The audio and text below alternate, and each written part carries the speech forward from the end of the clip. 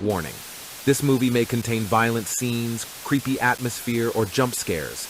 If this bothers you, quit watching, though you will probably regret it.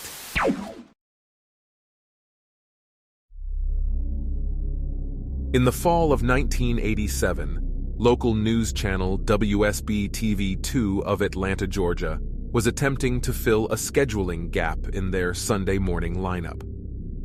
After a few solicitations by local business owners, they decided to allow the young Reverend Marley Sachs to take the available hour block to do a religiously themed show.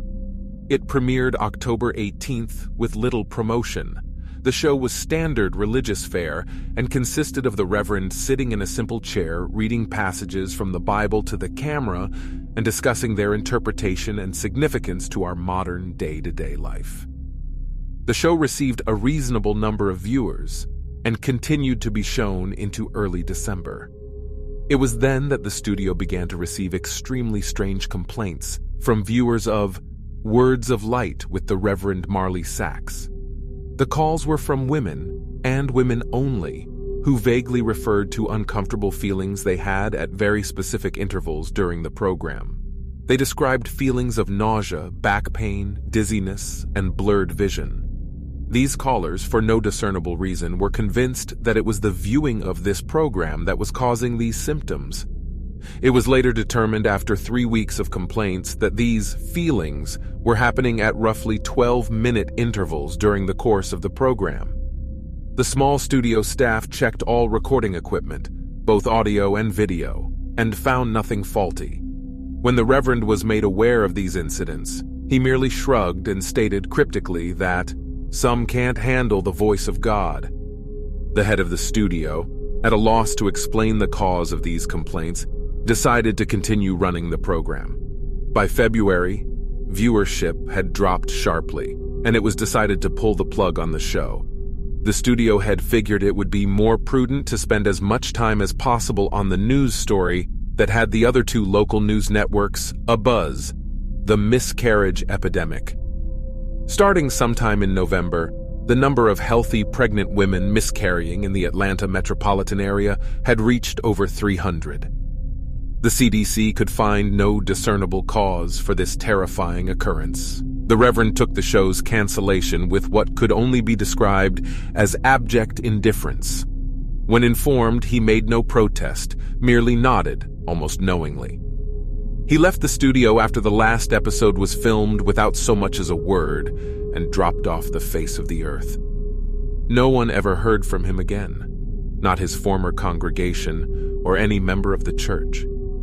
The studio moved on, filling the slot with an infomercial, and continued to concentrate on the miscarriage story.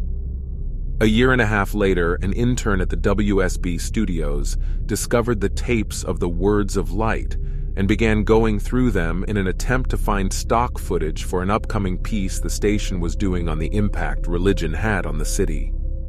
The Atlanta incident, as the miscarriage epidemic became known in medical journals, petered out 3 months after the studio canceled Reverend Sachs' show and had already began to fade from the public consciences.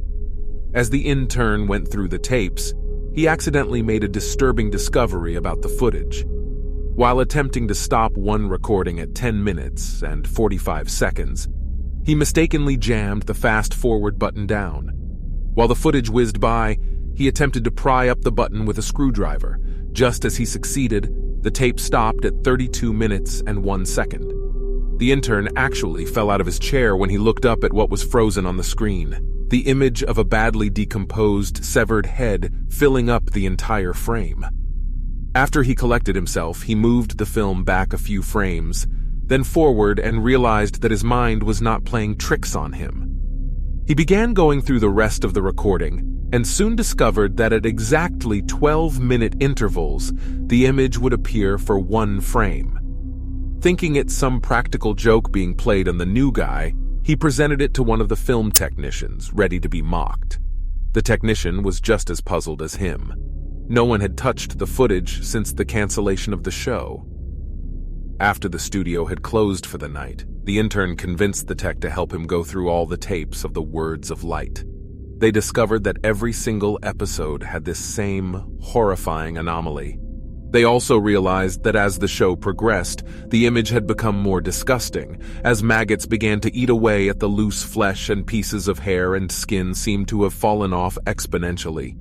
The tech made clear to the intern that what they were seeing was technically impossible, since the film itself showed absolutely no signs of splicing. And he himself had been at every filming of the show and knew of no time when this image could have been inserted into the frame. All of this was presented to the studio head, who, fearing some kind of backlash over allowing this to get on the air, ordered all the tapes destroyed. He told the intern and tech that he had no interest in knowing who did it at this point, only that covering their collective asses is all that's important now. He demanded that they mention this to no one. The tech easily moved on, remembering the incident as a darkly funny personal anecdote, but the intern wouldn't let it go. He made copies of as many tapes as he could before they were wiped, and took them to see if he could find anything else in them that might point to who did this or why they would. A week later, he attempted to rope the tech into helping him again, saying that he believed he had discovered something even more disturbing than the images themselves. When the single frames were edited together in chronological order, the head's mouth appeared to be moving as if trying to form words. The tech, fearing for his job, told him to get rid of the copies and to not talk about it again. A week later, police responded to a 911 call made by an elderly woman in one of the Atlanta suburbs at dusk. She had heard horrible noises coming from her next-door neighbor's house where a young couple lived. She told the emergency responder that the wife was pregnant and that she was terrified that something had happened. When the officers arrived on the scene 20 minutes later, they found no lights on in the windows and the front door ajar. They moved in slowly and made their way into the living room. Inside, they found a young woman, dead, with her abdomen slashed open. The wound was jagged and a trail of blood led from the body to the couch on the far end of the room. There sat her husband, the studio intern, naked, the corpse of his unborn child at his feet, dying. In his hand, he held the rusty piece of metal siding he had used to gut his pregnant wife. The television was on, and playing an 18-second loop of silent footage of a decomposing head mouthing some unintelligible words. The story at the police precinct to this day goes that the intern kept saying under his breath, over and over again as they led him away, "The light of God calls them.